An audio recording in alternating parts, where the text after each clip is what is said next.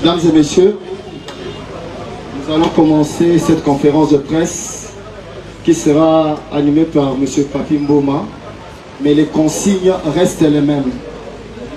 Et elles vous seront données par M. Mboma tout à l'heure. Nous comptons sur vous, sur la discipline et le respect, ainsi que la considération. Merci beaucoup.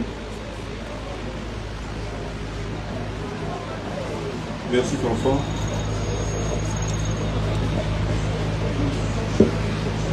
Chers consoeurs et confrères, je dirais bonjour. Tout d'abord, on aimerait s'excuser pour ces petits légers grands retards. Comme vous le savez, on évitait un problème d'embouteillage chez nous et après le temps d'arriver, heureusement qu'on avait la sécurité qui nous a permis d'arriver à temps. Donc au nom de l'artiste, on tient à présenter déjà toutes nos excuses. Alors, comme vous le savez, un jour, une date, un événement, c'est le 25 décembre. L'artiste a bien voulu être en face de la presse, question de partager tout ce qui est notre préoccupation. Et j'aimerais bien vous rassurer qu'au-delà de tout ce que nous pouvons avoir comme question, nous avons tenu à ce que nous puissions rester sur l'événement du 25 décembre. Sur l'événement parce qu'il ne nous reste que 5 jours. Et dans 5 jours, nous avons besoin de vous pour pouvoir communiquer par rapport à cet événement. Et comme je l'ai dit au départ, j'aimerais encore une fois de plus dire un grand merci d'avoir répondu à cette invitation. L'artiste est là. Vous retrouverez qu'il y a les staffs devant. Il y a M. Paolo Toudilou qui est là. Il y a notre ami qui est, depuis un bon moment, il reste dans l'événementiel, Fanfan. Et il y a le représentant de ces très beaux cadres qui nous reçoit, Pigeon Vert. J'espère qu'on aura le temps d'en parler aussi. Alors, pour ne pas prendre beaucoup de temps, j'aimerais quand même donner la parole à l'artiste, peut-être un mot à tous les consoeurs et confrères, avant de commencer. Déjà, bonjour à toutes et à tous. C'est un grand plaisir de vous voir si nombreux. Je ne m'attendais pas que ce soit comme ça, mais voilà. C'est déjà comme ça, donc je suis très heureux. Merci à vous, pas seulement parce qu'on est aujourd'hui ici à Bandal chez Pigeon Vert. Merci parce que vous avez commencé cette histoire avec moi. Lentement mais sûrement, je savais que ça allait aboutir à un très bon résultat. On a commencé par une grande campagne. Puis, nous on était partis, vous êtes restés pour travailler sur l'événement. Il y a eu cette histoire du carnaval motorisé. Vous étiez là, vous nous avez accompagnés, vous nous avez soutenus. Et aujourd'hui, vous êtes encore là. Je pense que le dimanche, vous serez encore là. Vraiment, de tout cœur, je tenais à vous dire merci. Et j'espère qu'après les concerts, on va continuer encore à travailler ensemble. Parce que la musique sans la presse, je ne sais pas comment est-ce que ça peut arriver aux consommateurs. Donc merci d'être là et merci à tous ceux qui m'accompagnent sur ce plateau. Et merci aux producteurs, merci aux organisateurs. L'un des producteurs n'est pas ici parce qu'il n'a pas eu l'autorisation de venir à Kim. Parce qu'on a deux producteurs. On a commencé l'histoire avec deux producteurs. On a Apocalypse Bella, sénateur des États-Unis, BM Music des États-Unis. Lui, il n'est pas avec nous. Gloire à Dieu, Paolo Toudilou, qui a fait plus de 3 déplacements. Il est avec nous. Aujourd'hui, sénateur de l'Angola, il est avec nous. Et Fanfan qui représente le comité d'organisation. Et merci à Papi Mboma qui représente toute la presse, qui est votre frère et ami. Et merci à Pigeon Vert. Donc voilà, merci. Voilà, un grand merci. Alors j'aimerais bien que nous puissions parler le même langage. Alors j'aimerais Juste qu'on s'entende. Je vais faire ce que vous allez demander. Nous allons tous nous entendre. Nous sommes tellement nombreux que je sais, tout un chacun parmi nous voudrait bien avoir la parole pour poser une question. Alors je voulais quand même vous demander, on va partir sur base d'une seule question. On part sur la base d'une seule question pour aider que Moutounion soit posé question. Parce que ceux qui ont 2, 3 questions, alors ceux qui pensent que qui est la base des 2 questions, ça dépend. J'aimerais quand même qu'on... Pardon? Une seule question. D'accord. Alors, comme je l'ai dit, on va donner l'opportunité à tout le monde de poser la question. Ainsi dit, on va commencer. L'artiste est là. Kaki Akewa. Fanfan, le micro, voilà. Il y a un micro. Vous vous présentez, vous donnez l'organe juste, et puis... Togo, mon tout mon aïna. Oui, oui. Mais, et puis, ça m'est au téléphone. Oui. Ah, ok, pour... Oui, ouais, oui. Voilà. Je comprends. Alors, Bon. tu m'as présenté déjà avant. Je suis Kaki Akewa des Radio Capi. Je présente aussi mon média privé, Factuel.cd. Alors, à Héritier Watanabe, félicitations pour avoir choisi la date du 25 décembre de produire au Stade des Martyrs. Je me rappelle de ta première apparition à la télévision nationale. Tu avais chanté la chanson Est-ce que de Papa Wemba et tu étais avec JB Piana. Et la question, est-ce que tu pourras chanter encore cette chanson au Stade des Martyrs pour émerveiller ton public? Parce que ça faisait partie de ta carrière au début. Et puis à la fin de la carrière de Papa Wemba, c'est la seule chanson que Papa Wemba avait exécutée, la toute dernière chanson avant sa mort. C'est comme si c'était un héritage de la voix de Papa Wemba à Héritier Watanabe. Et la petite question qui vient, pourquoi seulement avoir choisi Bandalungwa? Pourquoi ne pas choisir Une question, Kaki Akewa. Toyoka m'a dit bien. Merci. Merci. On va...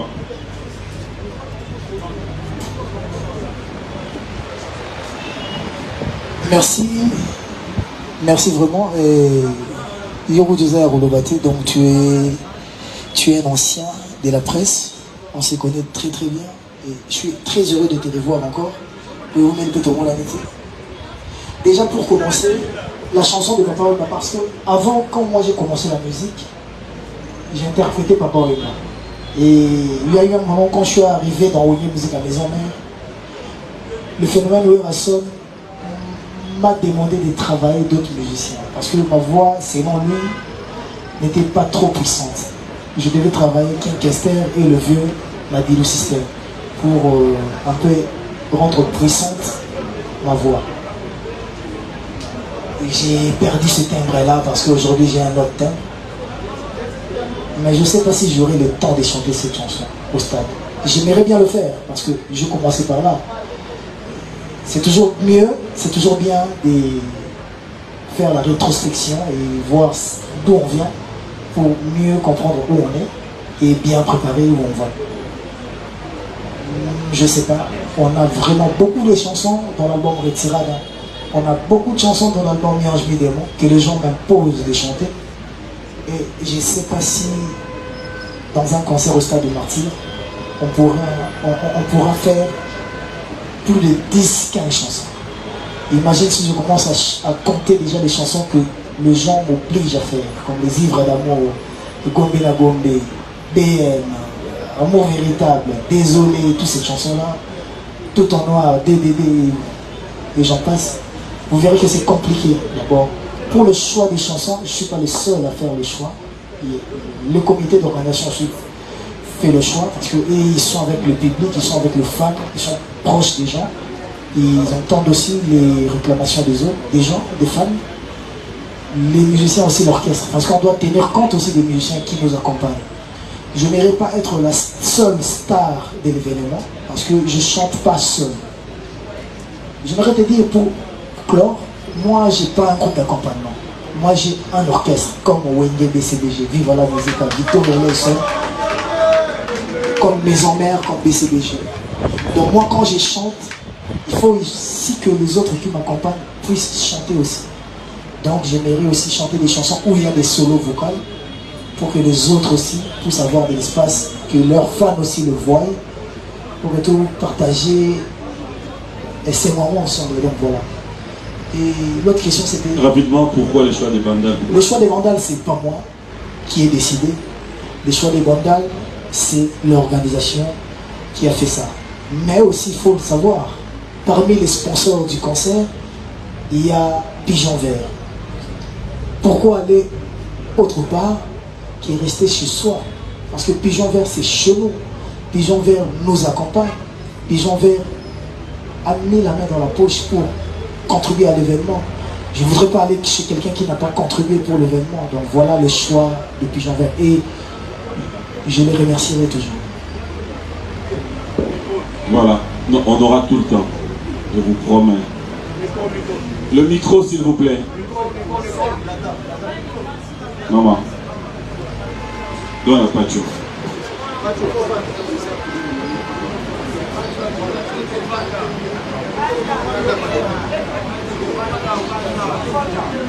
Pacho, donne l'occasion au caméraman, s'il te plaît. Voilà, merci. Alors, Héritier Watanabe, la Polka Motonatimbe, bonsoir. Bonsoir. Alors, au pays ici, devant nous, la presse a aussi de partout baillé, mais j'ai constaté une chose, d'être respecté par mort. Tokoufeli Tchalamwana, Tokoufeli Beberkis, une minute de silence pour mon Yamoti. Pour la respect par mort. Ma question est celle-ci. Héritier Watanabe, la Polka Motonatimbe, on s'est préparé à conséquence pour affronter le 25 décembre. Parce que, au Sakara, on a 2 albums. Au Sakara, on a 4 ans. Il y a carrière, il y a la team de Wata. Est-ce que vous avez la force de vous aller dans ma cambo ou vous retournez sa stade? La première des choses, troisième des choses. S'il te plaît. Ma cambo est important, pardon. Toyokanagi bien à début, on va te poser 2 questions, tout moko. Tout ce que ça reste, je m'excuse, mon cher confrère, à vous comprendre, ma cambo est très sérieux. Excellence, monsieur l'ambassadeur, Héritier Watanabe, vous avez un stade. Jusqu'à maintenant, ma vente à ma billet, elle est chaud, elle est vraiment faible. Nazara qui n'a pas fou la lobby, la côté n'a pas chef coutumier, tout solo lit. Mais, tout qui est, ils sont morts pendant qu'on sombre ticket, la carte est totale, il y a une peine. La masangambi la désate. Watanabe, Sukola. Denga de la forêt, denga papa chéri, papa Samaka. Merci. Voilà, cousin. Déjà, tout dans la néo bandé qui. Oui, puis qu'il titre vendu à événement, à conférence de presse. Oui, il y a un titre vendu même à carnaval. Carnaval, les événements. Événement, ils ont concert à Stade de Martin. Donc, Bissot, la tête, la personne, tout vendu au dévancé Bissot. Peut-être, une minute de silence, on a trouvé mon capot à la maman, à la moine, pour la papa Verkis, pour la maman, on a Bissot. À Est, etc. Et vous allez un concert. Ah oui, ils ont juste une conférence de presse autour de là. Donc, question de répondre après tous les cas. Mais, ma campagne, tout ça, on a événement. Bateau, on a négligé, et Baza, bateau, va payer ça sens dans la carrière de Bissot. Parce que, Toyoka, Bango, Podoyem. Baza, bateau, Nene, Makasi. Et na bateau, tout, on a tangué, on a les 2 artistes. Bango, tout, on a un calibre. Bango, tout, on a plus grand que moi. Donc, on a encore négligé la beauté. Voilà, c'était pas vraiment yondé pour que la terre on a négligé. Et surtout qu'il va vivant souhaiter Bazar qui. Donc, rester au monde, voilà. Et je suis désolé, je pensais pas que c'était important tout ça là. On avait qu'il était important tout ça dans un stade où il y a plus de 80 000 personnes. Ça allait vraiment les honorer. Donc voilà, merci. Pour parler des.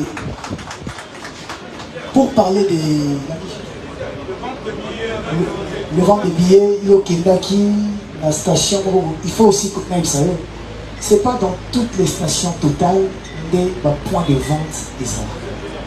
Au moins, il y a une station totale où on a une boutique ou la station totale où on a un pont, carburant, vous comprenez? Donc, si vous avez côté de la boutique, vous avez CD, parce que vous avez pardon, la billet, quand vous avez un billet, vous avez un pompiste. C'est pas leur travail. Leur travail, c'est vendre le carburant. Voilà. Les stations totales ont de ont des boutiques, la station tout mettre dans un magasin. Et sur le Kekuna, on recoute à la billet. Plus que ça, net dans la station totale à Lemba, il y a 24. Les gens habillés sont aussi là. Si vous avez un lot, on va payer aussi. On recoute à billet. Mais quelque chose à comprendre. Et ils appellent boulot, on a pensé, on a landelaka. Batekaki billet wapi ezali, billet wapi ezati. To billet wapi kotaki, billet wapi silaki. Moi, mon rôle, mon travail, c'est chanter et danser.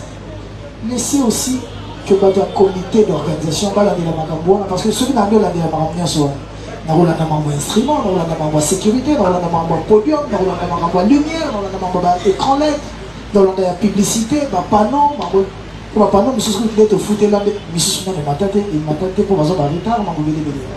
Je fais pas suivre deux livres à la fois, na tigale artiste. Je vais à la comité. Ceux qui vont côté monsieur qui va bien zati, bayoki, les allois tu réveillé, au pousser donc il doit l'amener là. Parce que vous poussez mal ça à surmenage. Moi je suis prêt pour chanter et danser. Au lobby dans Nana Luka, papa chéri na où la seule. Papa chéri dans un orchestre na. Où la seule dans un orchestre na. Pas dans un orchestre na. Concert où tu obéis tes amis, dans un orchestre na. Ce qu'il faut bien dans le bas chéri, tout n'a bien dans le seul. Il faut bien pour un concert non. Il faut bien pour un pour la bien déjà depuis Kalakala. Dans la banque déjà depuis Kalakala. Concert n'a pas eu, mais le roi de l'effort m'avait dit une chose avant le voyage. Il dit là, au Lingaki pour relever le défi, tu l'as fait avec tes albums, tu l'as fait avec tes concerts. Aujourd'hui tu es au stade de martyr. Bats-toi. Quand Papo a Otayo artistiquement, à l'émission Bunda, c'est pas parce qu'il y a pas eu côté là-haut, parce qu'il y a pas eu aider. Non, peut-être parce qu'à ce moment-là que tu es capable de faire quelque chose et que les autres vont prendre juste conscience. Et je pense que ceux qui il faut la scène à aide et pas de voir des photos papa chéri. Il faut la le robot. Ou je pense pas ceux qui font la scène en haut, il faut la bête dans le violon. Toujours bosser pour tout ça, la concert bien, concert les Rosana, très très bien. Voilà, ce que je dis que terrain ça vous bébé. Le bas bateau va baisser un terrain on a pas baby si terrain. Quand on va se retrouver bazo yemba bazo bi dans la stade, ils sont au travail pour tout. Alors merci beaucoup, on va équilibrer, on va prendre une dame, Toritoni, Gisèle Fouilly, enfant. Une question s'il vous plaît, vraiment. D'accord. C'est Gisèle Fouilly, Pédapitra, pour la RTVS 1, Paparazzi. Héritier, je suis fière de toi et contente de te retrouver aujourd'hui dans la circonstance. J'ai une question de curiosité. Dans Instagram, Nayo, il y a quelques jours, tu as mis une vidéo là et là-bas encore où tu disais que Tobetara Sadango, aussi ça m'a solé Stadango. Quelques jours après, au affiche, je pense que c'était hier, affiche moi comme Mouto Sali. Mais Batine de le ce retient mon page, je me dis c'est que tu as accepté le concept. Aux 8 stades de Mathieu à Bissou, au tien au Bapuné, au déplacé à Moyo Liboso, au signe aux autres déplacés stade de Mathieu. Alors que Bissou tout, après toi, il y a un autre artiste qui, en la personne de Frère Gola, qui va aussi jouer l'année prochaine. Si vous avez le lobby, aussi les Samasolo à stade. Par là, tu veux dire quoi? Nalingi vraiment la comprendre. Et puis, c'est quoi le défi et héritier à Ouattanabe face à ces concerts du 25 décembre? Merci. Ouais, merci. Au moment que, tant dans la Nali m'a un concert à stade, il y avait d'autres concerts qui étaient programmés. Officiellement, moi, je n'avais pas commencé la publicité. Parce que la réalité, nous trouvons ça la campagne, la concert naïf. Puis le concert, on a péné au même moment. Pendant qu'on a roubé peut-être quelques mois après. Je voulais vraiment laisser le temps que le concert absolument les cas. On a fait un effort de côté Kassus à 2-3 semaines pour que tout le monde accompagne. Et bien, il y a une affiche au Matakak après le 1er décembre. Bandrone au Matakak après le 1er décembre. Tout Zélaki. Mais pendant que nous sommes en Zéla, les fanatiques faisaient des affiches dans Dengue Nabang. On a commencé à tout ça, les shooting photos. Ça veut dire que les fanatiques sont libres. de faire des choses ou peut-être de polémiquer, de parler, de créer des rancunes. Ils sont libres, ils sont pas dirigés, ils ne sont pas gérés. Mais moi maintenant, je ne suis pas fanatique d'Héritier. Moi je suis artiste. Donc ce fan à ça les lots aussi qu'on a et c'est pénible. Parce qu'on a une boule, on a des stades entre les gens, on va peut-être au team dedans. Pour une boule qui est au team dedans, on se retrouve à la samba, pour les rois de la forêt, on va stade et tout PC cadeau à cadeau là. Il y a cadeau anniversaire à Noël. Toro team dedans, on petit champ, on peut pas champ ben dans la stade, tout champ côté va terrain bas BKTF. Toro team dedans, on tout ça à bêta, on peut côté comme là.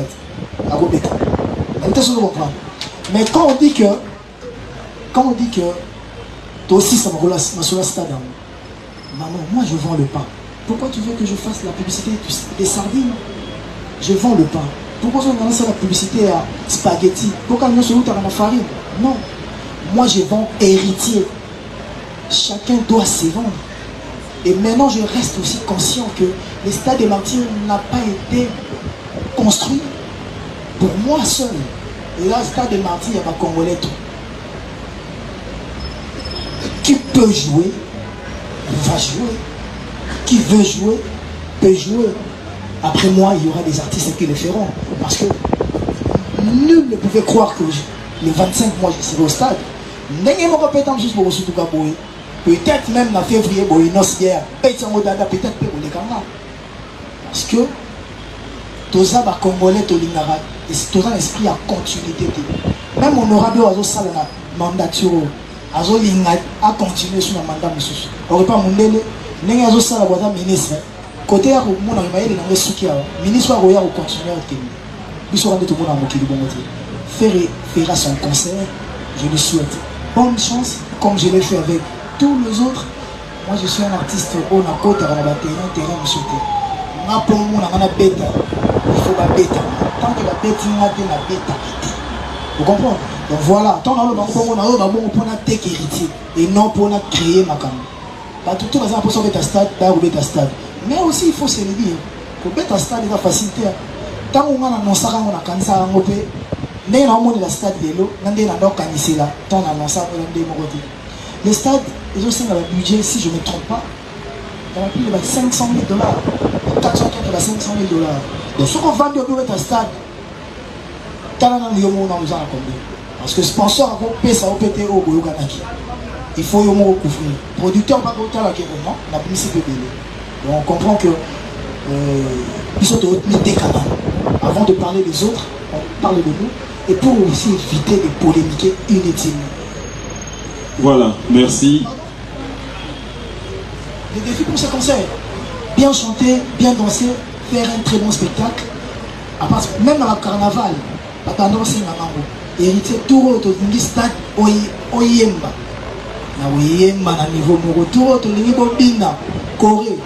Ils sont à niveau moro. Imagine que ma propre frère dans ma joie orchestre qui va en Afrique ici. Vous savez ce que ça m'a coûté? C'est les yeux de la tête. Et après, Nandimaki va misser bazala, libanda ma famille n'avant, libanda ma problème n'avant, bazala plus concentré. Et je pense qu'ils sont prêts à le faire. Et le plus grand défi, c'est la sécurité. Tout est top, tout est ok. Voilà, Jonathan. Merci. Jonathan Bilal est digital pour vous. Bonjour Héritier. Salut frère, Bilal. Bravo pour ce challenge. Mais tout comme moi, tu sais que Franco Lambo m'a dit qu'il est les grilles pas très bien de la société congolaise, Pascal Rochota Boulay, n'ont pas quand même eu forcément besoin de jouer au Stade de Martyrs parce qu'il n'y en avait pas. Et depuis la création du Stade de Martyrs, c'est qu'aujourd'hui, pour inscrire son nom dans le panthéon de grands musiciens congolais, il faut forcément faire les Stades de Martyrs. Tu as accepté de relever ces défis dont plusieurs aînés n'ont même pas le courage de les faire. Ça, pour ça, on t'applaudit. Loin de toute attente, par la plus grande stupéfaction de plusieurs qui ont pris part au concert du retour du clan Wenge, musique 4x4, on a vu Héritier se faire convier par ses aînés. Et ça te donnera d'ailleurs ce nom que tu portes aujourd'hui, le dernier fils du clan Wenge. Est-ce que ça sera aussi item pour Héritier Watanabe?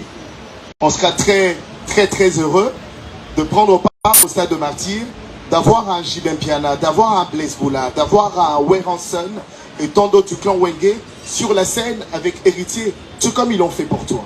Merci. Ouais, merci Jonathan, merci frère. Et après, je n'aimerais pas aussi beaucoup parler parce qu'on n'a pas beaucoup de temps. Mais s'il faut juste rentrer sur le concert de Wenge Musique à Maison, Wenge Musique à 4x4 BCDG, ils avaient nulle part dit que Héritier prendra part. C'était une surprise. Bah, laissez-nous la primaire des dire en live le jour J qu'est-ce que ça sera. On ne veut pas tout dévoiler. Je ne sais pas s'ils seront là. Après, il faut voir aussi leur agenda. Je ne sais pas s'ils seront là ou s'ils ne seront pas là. Mais jusque-là, je ne suis pas mieux placé à dire qui sera là, qui ne sera pas là. Mais pour être clair, dans mes calculs, il y avait Inosbi, mais il va manger avec les orphelins à Goma. Vous verrez que peut-être tu veux avoir quelqu'un, mais cette personne-là aussi est star. Cette personne-là aussi est occupée. Cette personne-là aussi a son agenda. Et c'est pas facile d'avoir tous les gens que je veux avoir. C'est pas facile pour moi. Mais Inch'Allah, comme on dit, vous allez voir ce qui sera, ce qui se passera. Isaac Maï. Merci beaucoup. La Bunga, très heureux qu'on partage ces moments ensemble pour tous voir quand même Makanisi aux Zanambo. Sinon, j'aimerais poser une question aux producteurs, aux organisateurs. Parce que c'est vrai que les stades des martyrs, ce n'est pas une mince affaire comme tu venais de le dire tout à l'heure. Quelle est la capacité des instruments que nous aurons ces jours-là dans les stades des martyrs? Parce que ceux qui héritent à Zanaposa Yemba, il faut que ce son est bien, il faut que ce musique est bien.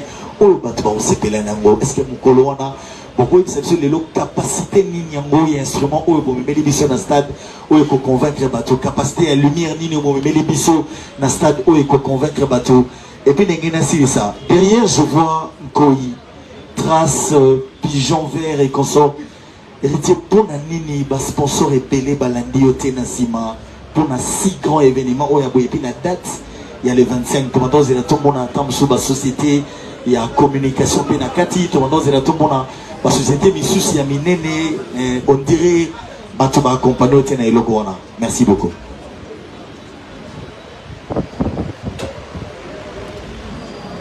Merci beaucoup. J'aimerais bien parler à Lingala parce que moi je suis angolais. Alors, notre langue nationale c'est le portugais. Et le portugais, je ne pourrais même pas parler ça, c'est parce que mon aboyo kanga vous a dit. On est à la mieux là, le Lingala. Et il a dit que Mini va retourner à la question, mais pourquoi producteur alors Zali angolais à Lingala? Province ya Oyo na Botamana Angola, et la province Oyezali et Kangamina, République démocratique du Congo. Et un des mondes à l'Est, na côté Congo, na Swahili, na côté Peuple sous le Swahili. Il y a beaucoup de meilleure compréhension, na on préfère Koloba Lingala. Mais Lingala, en gros, c'est pour moi que tenga maman mouké, bon comprendre Lingala. Isaac Maï, pour poser une question, il y a capacité d'un instrument d'outil dans le stade de martyr. Et d'abord, un projet à stade de martyr, on a artiste héritier Watanabe, demandant qu'il y a une loi là. Devant la chambre, parce que Batebele va organiser un héritier Watanabe parce qu'il était au stade de martyr lobby. Non. Les années qui est au début de l'année, quand on a bien ça qui est en Angola pour mettre double Atlantique. La tournée au Bétisco double Atlantique. L'Europe qu'on a, les années qui Olympia. Robeta malheureusement, oui, les Kanaki mais, tu peux dire merci dans Zambé. Si tu robeta sous Nini, l'Europe robeta si tu robeta sous Nini. Artiste a dit que il y a un bêta stade de martyr. Il y a le début de l'année. Rabisoko robeta stade de martyr, on a accompagné dans le mana produit un événement. Mais il y a un stade de martyr ou musicien, il pose à côté de la scène de martyrs, c'est héritier Watanabe. Maintenant, il est étrange, mais c'est la vérité. Première fois, on a mon stade de martyrs, il y a 2 semaines passées. Quand on a eu la visite, on a eu la awa. Tant on a porté la salle des martyrs, voilà, sans vous mentir, on a mon mouké.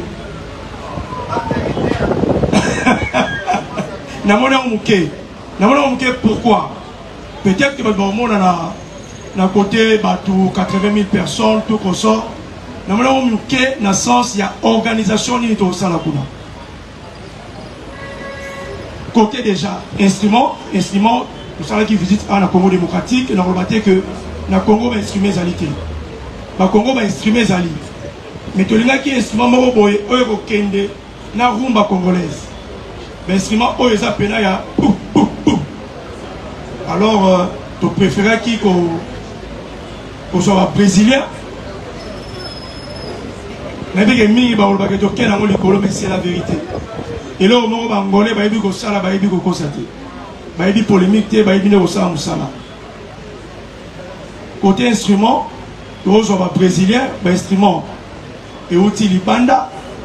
Et il y a Angola, la minute Oyo, et Zananzela, et Koya, pour Kota, à la Kinshasa. Il y a un publié en hôtel, tout la camion, et un côté à la frontière, tout consort. Capacité d'instrument, nous avons plus ou moins 500 000 kW d'instruments autoroutiers à la Katia, Stade des Martyrs. Musique. Ingénieur de son en haut, Oya Kosala. Son héritier Watanabe, c'est un Brésilien. Ce n'est pas la première fois que la son héritier Watanabe est mis au Mituna. Pourquoi parce que l'ingénieur de son a été dans le Congo démocratique, il a rejoint Libanda. Il a dit choix à producteur, il a dit choix à artiste. Parce que déjà, il y a un moi en Angola, il y a un ingénieur Oyo à la sonné en Angola. On a préféré qu'il y ait un mémaï à la Congo démocratique. Pour l'échange culturel. Côté lumière, la cohésion culturelle dans la organisation de Bisso. Aujourd'hui, ingénieur, il y a lumière, il y a Congo démocratique. Mais c'est là qui fait choix dans la vie. C'est là qui choix artiste. Parce que dans qui taille à Tambola, dans la maison, il y a lumière, il y a Kinshasa. Dans la maison, il y a lumière, il y a son, il y a Kinshasa. Dans la maison, il y a podium. Côté lumière, tu vas travailler dans Manon. Manon, combien d'entreprises des Manon Samela. Sonolight. Sonolight. Alors, côté podium, c'est Angola. Mais avec une d'abord, la Kinshasa, la podium, les gens à Kinshasa. Tu préfères travailler dans Kenji Sono. Donc, au monde que la référence aujourd'hui côté organisation, et ça va référence Mogo Oyo, Bino Boyebi, a on a qu'à marcher la biso. Podium est assuré par Kenji Sono, lumière est assuré par Manon, et instrument est assuré par un Brésilien. La canisi est bon, la décidé. Instrument Robert Takuna, peut-être que la Rolbaté, c'est pour la première fois. Bon. J'avais organisé l'activité Awa, mais la Moni et pour la première fois depuis que Stade des Martyrs et Stade des Martyrs, Boyoka, instrument Yanemo. Merci, merci. Isa Diona Matumboli. Juste pour nous rassurer, un gestion principal à brésilien. Mais il y a un ingé son aussi congolais, Alex Mayombo Batebele Baebi, qui va l'assister. Donc pour nous rassurer, Bazanet Ibiso yo Balingipe qui va congolais, Bazala associé na ba projet na biso. Ah ouais, parce que ingénieur Kim Aebi thérapie, Aebi ba complication ba beaucoup dans moi. Autour de la question vite fait. Ah, sur le sponsor. Après quand vous parlez des grands sponsors, je sais pas si la Bra Congo, Azamuke, je ne sais pas si Total, Azamuke, je ne sais pas si Trace, Azamuke, je ne sais pas, ceux qui sont obstinés, obstinés SRL, groupe Chilamouina, mais habité sponsor aux Oloba, où est Mouné Nolinga Tozana Bango, dommage Tozana Bango, où est Mike Wana, jusque-là, Tozana Bango, Nano Tozangi, instrumenté, non Tozangi lumière. Dans tout ça, nous avons tout. On a ce 5 qui comme budget, sponsor, de ma sponsor à Minene, bah concert Goya après, bah c'est là concert Wana, bah sponsoriser un mot. Ouais, Mickey na biso, bah ça les grands boulot, n'y sont aussi gagné bah ça vient parce que la bras Congo, les lots na évité ceux qui vont plus que la bras Congo. La bras Congo encore, la bras Congo à la Skol, la bras Congo à Tembo, la bras Congo à Castel, la bras Congo à le Kofi, la bras Congo. Donc je dis merci encore qui est pour moi dans l'événement la salle le plus grand des sponsors et merci. Et après peut-être y éviter. Alors moi na soso a vimbi na nzongo c'est que mais peut-être moi j'ai eu la chance d'avoir des amis riches. Donc parce que photo est bon qui monte ma bébé dans la société autant non comme il est ami na intel bato wana bayaki bo signer na bango protocole d'accord mais il y a triqué concerné il y a trop de choses qu'on ne peut pas dire. Parce que si tu veux que je te cite même les noms, je peux les citer après pour créer ma polémique, mais je ne suis pas venu ici pour ça. Il ne représente aussi rien tant que mon organisation est très bien faite. Donc, merci aux sponsors qui m'ont accompagné et merci aux partenaires qui sont là. Merci à l'organisation et aux producteurs. Donc, moi, il me suffise. Un tien vaut mieux que deux, tu l'auras. Merci. Le micro, Charlène. Excusez-moi, pardon. Je promets que tout le monde va poser sa question. Oui, il posé question. Merci PM. Je réponds au nom de Charlène Mbouikana pour le compte de la RTVS 1. Je suis là, l'artiste. Voilà, donc je pose ma question à l'artiste Héritier Watanabe. Je crois que tout le monde sait jusque-là que l'artiste va se produire ce 25 décembre au Stade de Martyrs. Alors, ma question est celle-ci. L'artiste, je ne sais pas le terme qu'on employé, mais ni les autres salles où les autres salles que est motivé population parce que c'est vrai que Baby concert est le 25. Mais le problème est qu'il y a pour que il y a un Stade de Martyrs. C'est là où ça pose problème. Parce que la population, que artiste en bêta, sombi même billet. Maintenant, bazana motivation wanate yakoya Stade de Martyrs. Vu que ma bêta qui avant yo, peut-être il y a eu des problèmes, il y a eu des morts. Mes parents mais de ton côté, ni nous ça là pour que Batouana assurance ni en fait pour que Balomanda bayati na Stade de Martyrs. Donc c'était un peu ça ma préoccupation. Oui, merci. Bonjour. Oui, motivation est yeux pour venir à la conférence de presse. Et la même motivation que nous avons pour le Royaume. Imagine que va billet dans la station aussi là. Donc ça veut dire que motivation les amis. Ceux qui ont landé bien. Hier j'étais à une répétition à Kitambo. Les gens qui achètent des billets jusque là. Pour Charlie Roubin Azatena, Christian Champagne, n'a été sur Charlie Aye. Il fallait que Charlie Aye ait une facture et va pas sous billet.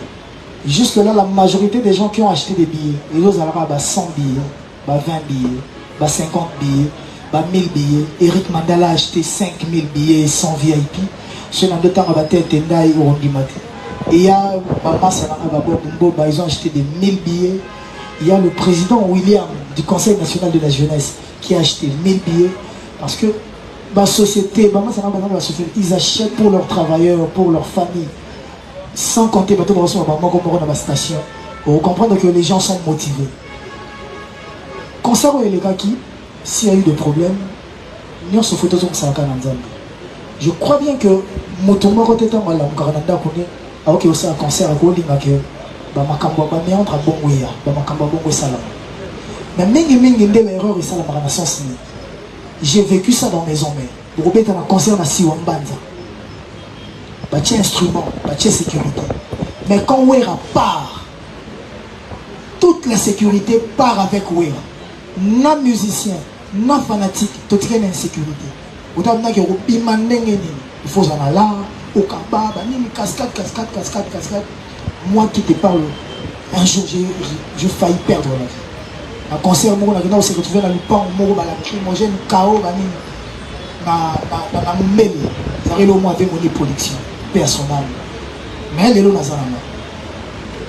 Tant l'événement bon au salama, il faut qu'il y ait que sécurité, ceux qui artistes, leaders, accueillent, par contre, ils ont profité de l'accueil là-bas.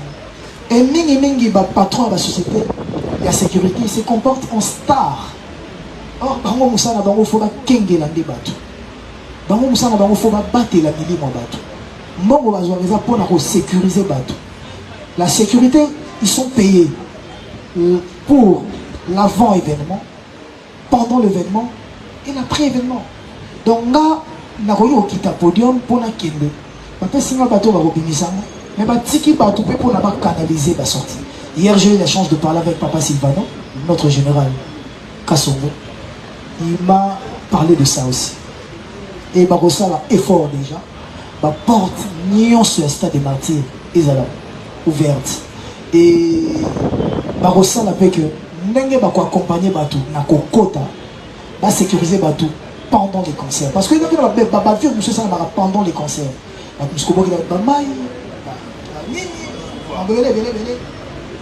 Et après les concerts, ils vont accompagner les gens.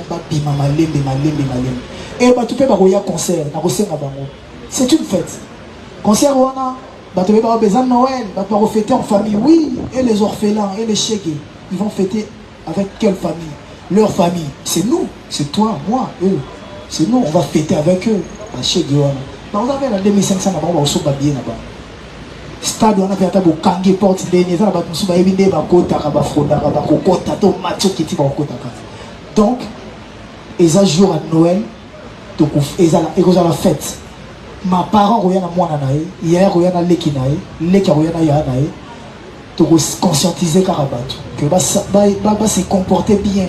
Parce que ceux qui l'équipe ont mis à Koufi, Mitchan a tête na sport que c'est que l'équipe n'a pas. Dès maintenant dans Zouango. Et après, la Bible nous dit attention au batelli d'ennemi. Ceux qui prêtent, le grand prêtre, notre Dieu a battelité, notre bateau va battre là, on va. Le protecteur, le gardien par excellence, notre Dieu sera avec nous. Je vous dirai une confidence. Et puis carnaval, tout ça là qui va carnaval et salami salam.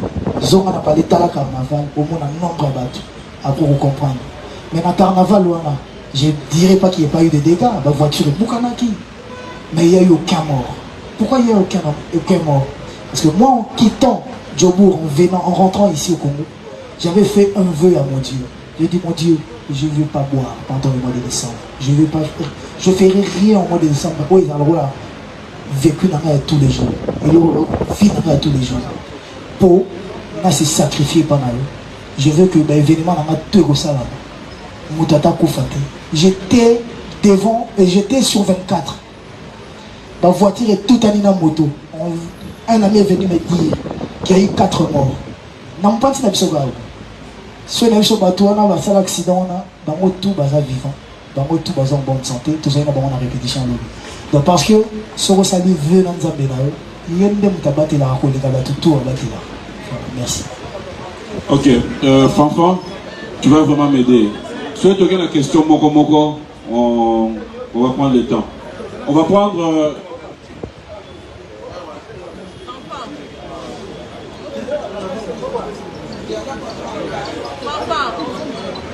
J'aimerais qu'on prenne une série de 3, Fanfan, s'il te plaît. J'ai compris que l'artiste a vraiment envie de parler. Donc, on va prendre une série de 3. Tu vas m'aider. Par exemple, micro des à côté, tu 3. Tu as la Katika, tu en prends 3. Tu as 3. Comme ça, on fait l'équilibre. S'il te plaît. Bonjour, Richie Watanabe. Une série de 3. À poser, nous à poser et on va là-bas. Bonjour, frère. En tout cas, merci. Que nous tout à l'heure. Aujourd'hui, les plus grands défis. C'est Valdi. Oui, c'est Valdi Tamboué. Des films, on a filmé aussi. Je sais. Tout à l'heure, on va mettre nos concernant et le cause sur toutes les lèvres et à Congolais. Le Bamélomane a bonne musique. Quand il y a un quartier à Stade des Martyrs, ma plan sécuritaire, les autres créés sous pression BD. On peut se battre des détails BD, mais là, il y a est-ce que Richie Watanabe de quoi? Et ça, organisation, est-ce que foot, assurance dans l'État? Oui, il a foutu assurance. Tout est assuré. assurance eza kutu signature à sous que ça la lelo parce que banaro la réponse est à Londres parce qu'il fallait que ça la statistique pour que tu signes à souka donc dès que le banabo ceux qui n'a foutu qui assurance T lelo après-midi on va annuler concert donc si va annuler en côté au monde il va avoir un podium ça veut dire que le concert est assuré donc là on a katina va micro on a vu déjà merci enfant voilà Ken. Bonjour Wata. Ça va Ken Bernard. C'est ça question Zali. Osera la question Moko, s'il te plaît. T. Moko. Question na ba eza pour. Héritier Wata, bayaya na ba père na bino ya 4e génération.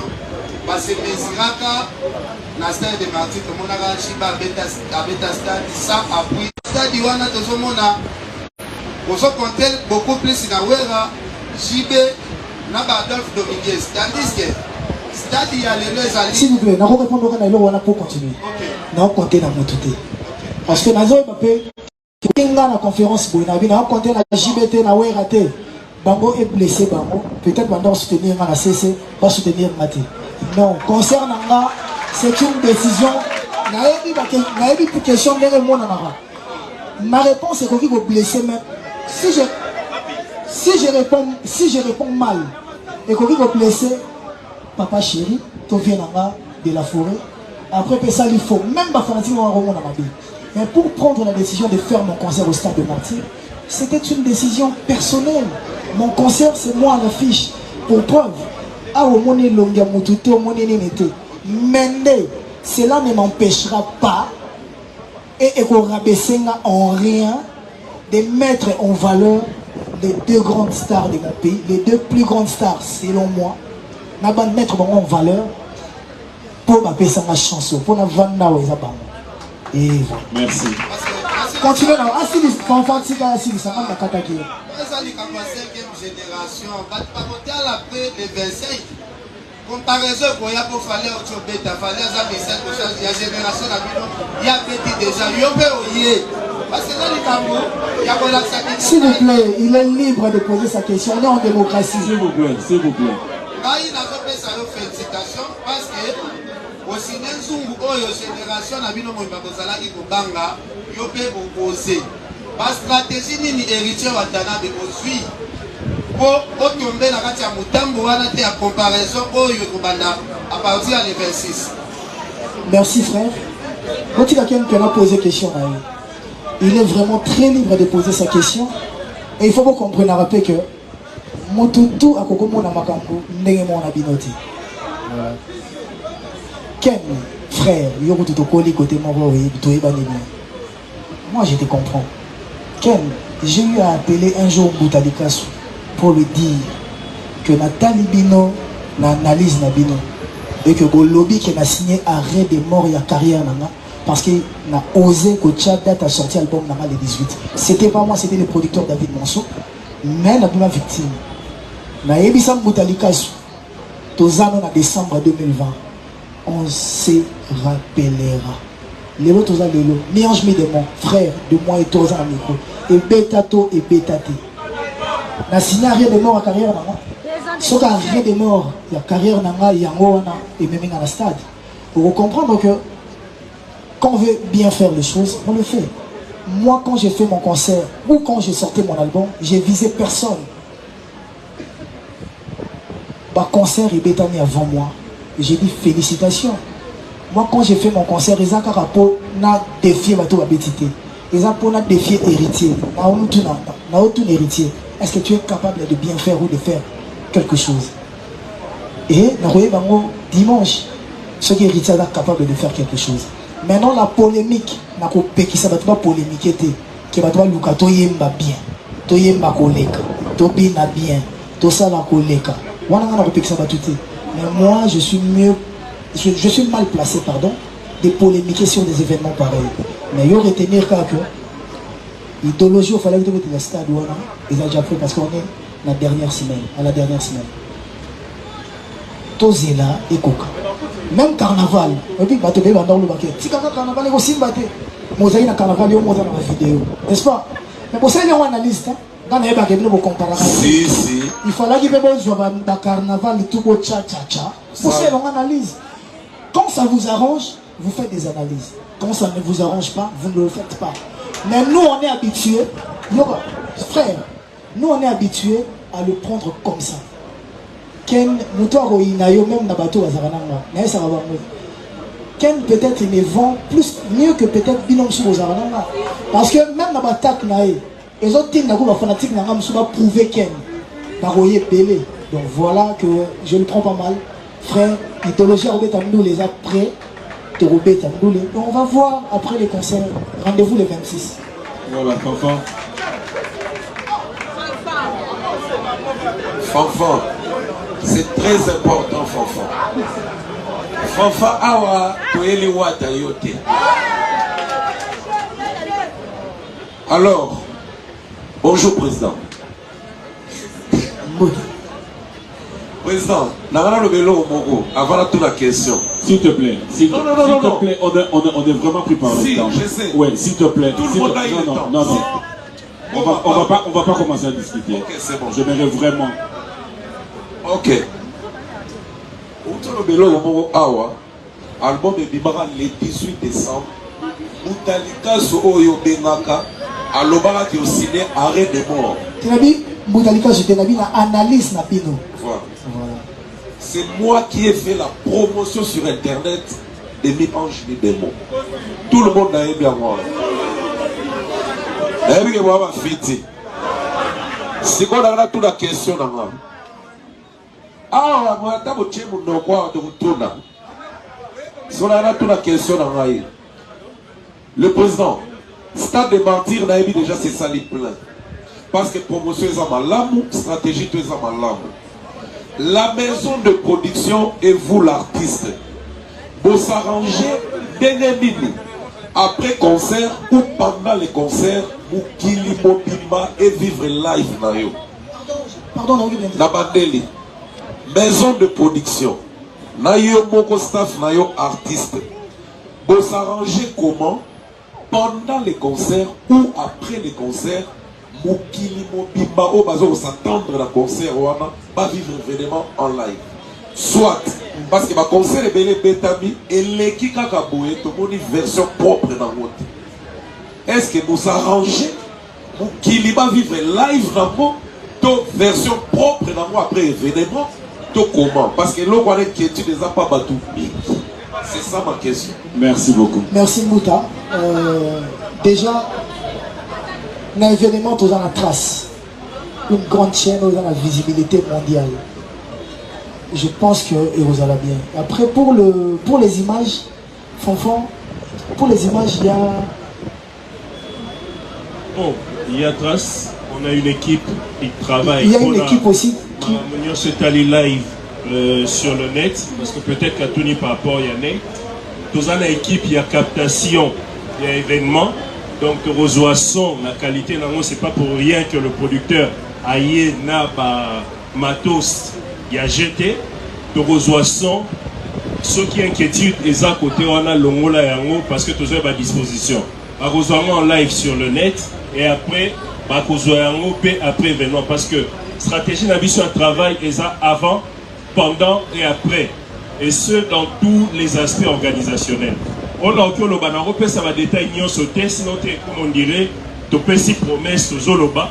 Nous on préfère que Baya le 25, Bazuba billet na bango, va s'installer dans la VIP, Baye awa, na pigeon vert, Bazuba billet na bango, à la VIP, à la grand public, Baké na station totale, Biso na bino togota la si matobe tali solo le 26. Et na clore de l'eau, Togo ça va péter. Les gens ont site sous une machine et brouillaka, fréquence. Oui, le stade, oui. Même le stade, on a presque pas de connexion. Oui, tu as même l'aéroport, tu as un drone. Mais drone, ils n'ont jamais du colo à 1 mètre. Parce que au bombardement, ils sont à l'aéroport en Gili. Donc, drone, c'est comme une arme. Donc, comme un drone militaire, donc il y a un stade et l'aéroport, la voix du peuple. Dani était pour et Coco y a peine ou bombe petit explosé. Donc comment on éviter donc si on voit ça la live dans stade vous allez encore compliqué pour Tchabilo Rwanda l'état pour longo te pour connexion à la rater dans connexion ça compliqué. On va se le dire. Après on peut pas faire autrement.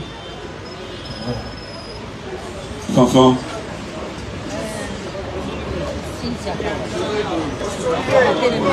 Fanfan. Toyoka Naki to Bandi Boy. 3-3-3. Mais maman déjà, je sais maman Zui va discuter avec maman. Ça va. Bonne chance, Héritier Watanabe. Apache. Ouais. Et félicitations déjà pour notre bébé. Ah, merci. Question nanga eza moko eza. Lelo bato ebele bakoma pona ba orchestre na ba. S'il vous plaît, pardon. Mais mingi toye baraté que attitude ya mundu et puis motema ya moto joue un rôle na ba événement songolo pakala. Est-ce que Héritier Watanabe ayebi te bato misusu ba otondisa stade wana kaka pona motema na ye et non pour la carrière, 2 albums, nyonso wana bato ebele baoyaka nanu mpona Héritier Watanabe ye moko ndenge asololaka bien. Et puis na bato wana nyonso baosala lelo promotion oyo oyebi te parce que bato otosa stade wana ezaka bato bayaka na orchestre wana ezaka bato ya baorchestre mosusu ndenge ezalaka kaka lelo nini okoyebisa bato nyonso wana baolanda non musique ya Héritier Watanabe mais la personne d'Héritier Watanabe ye moko. Voilà. Je sais pas partout dans Tambola Rabaïb ça fait un mot qui retient la lingaro pour la mutumo baïb ça n'a pas boy. La lingaro pour mutumo boy et ça les langues que et ça les langues n'a coûté la bolamu et belé. Et je pense que ce qui même concerne dans l'élo où la dimanche aux Simba n'a pas qu'elle bien. Bah tout le monde va soutenir là, va soutenir là pour les artistes mais pour la qui bon moto là. Et après bah on a mis le bel avant ceux qui n'ont pas boyé ceux qui n'ont pas boyé ils vont baxer la nini ceux qui n'ont pas boyé ils vont longo la nini. Je suis ouvert tant de gens causer na ken piano autrement que pas boyé mais ils savent pas que na ken piano tout seul ken piano mais qui n'a répondre à lui mais en réalité bateau ba yebinga ba oui ken piano ça parmi bateau ba koko likate ceux na check un esprit wenge na check un esprit agoga a yebi ka ko likapete. Mais moi je me dis non, il faut na moto za na pension na ye na mtasa il a choix na ye ngana ye to tikali ba ndeko mako ça peut l'artiste mso alingara mingi ko likanga. J'ai des frères dans ma famille qui sont pas fans d'Héritier. Pourquoi na ko lingara bato ngana bena bona mokili bazala kaya po bandeko na mso na ba kumisa ba musicien mso.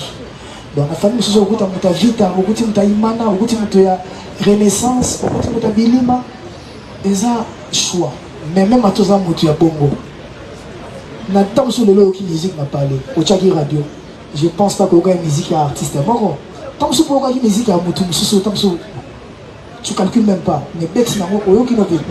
Donc voilà, moi, le bon côté où on va apprécier Rachinga, on va continuer dans ma boue parce que jusque là, on a le coup il s'en battait.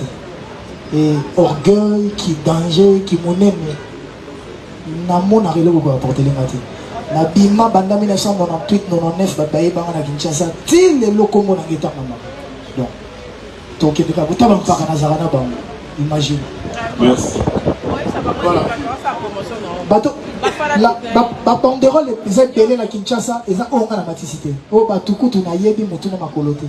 Donc ils ont organisé un match au Boko, bâtiment où il va toucher mes thèmes à la langue. Donc voilà, je leur dis merci. Merci. On reste sur ces rangées. Franck Stemaï, Popol, Tony. Merci. Une question s'il te plaît, et puis on va ramener le micro derrière. Merci, Papi. Bonjour, Liti. Félicitations pour le projet. C'est Franck Stemaï, Africa Info. Ma question c'est de savoir.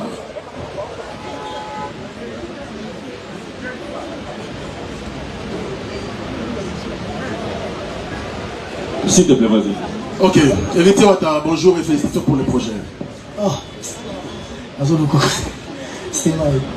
Merci. Alors, on a vraiment une question simple. Est-ce que tout le monde a conseillé Bédébita, Bakbazala, Tinassi à Pelouse, mais il y a le 30 juin, il y a la pelouse parce que le règlement est stade déterminé qui va voter. Est-ce que Ouatta a la personne dans la pelouse et quelles sont les dispositions qu'ils ont prises pour que va passer dans la pelouse? Oui, bien sûr, la pelouse c'est comme à 2 poids 2 mesures. Et les lots il y a Fachi Béton, il y a 2 poids 2 mesures. Il y a Fachi Béton, le président de la Bango, il y a Bisso, il y a Bisso tout. Donc voilà, donc je crois que Baroupé Sangango pour nettoyer la PC qui sont déjà. Donc tu robes ta la pelouse. Mais tout est à citer. Bon, on a un concert à Wenge. Les gens ne m'ont pas bisoté. Concert à Wenge, les amis n'ont pris mon sous. Concert à Wenge, ils ont 2500 francs. Ils ont 5000 francs. Donc, si on a 5000 francs, on a divisé par 2. Au tient 2500. Nombre de bateaux dans le gradin. Au petit, on a C. Scandale, des morts. Donc, Wenge va être très cher. Ils ont plus cher que nos concerts. Et peut-être il y a un limité qui bon oui ça la bombe. Donc voilà. La disposition n'y en soit prise. Wana mon code de sécurité n'a pas été assez sur ça.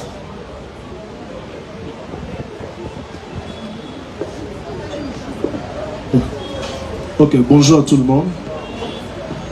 Je m'appelle Monsieur Sacha Massoua. Je suis le directeur général de la société Sevinas Protection. Pour